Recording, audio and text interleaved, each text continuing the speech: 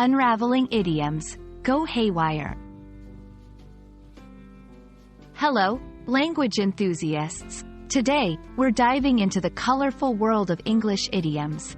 We're going to unpack the phrase, go haywire, a term you might have heard in movies, books, or maybe in a conversation. It's time to find out what it means and how you can use it effectively in your English communications. The phrase, go haywire, is used to describe a situation where things become chaotic or out of control. Imagine a well-planned event that suddenly encounters so many problems that it becomes a mess. That's going haywire.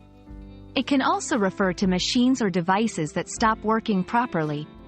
The key element here is unexpected disorder or malfunction.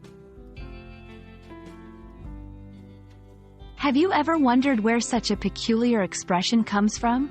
Go haywire has its roots in the early 20th century, with haywire being the wire used to bind hay bales. This wire was often reused and prone to tangling, symbolizing a tangled, troublesome situation. Knowing the origin can help you remember the phrase and understand the imagery behind it. Let's put our idiom into action.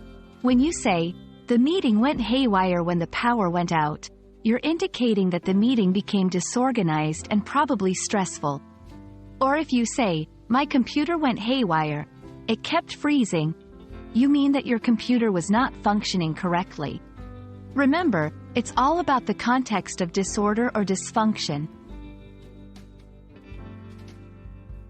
If you're keen on expanding your vocabulary, here are a few synonyms and similar phrases to go haywire, fall apart, go to pieces, go off the rails, or hit a snag. Each of these captures the essence of something going wrong unexpectedly. That's all for today's phrase, go haywire. I hope this video has clarified its meaning and how you can use it. English is full of interesting idioms like this, and understanding them will add flair to your conversations. Keep practicing, and don't let your learning process go haywire.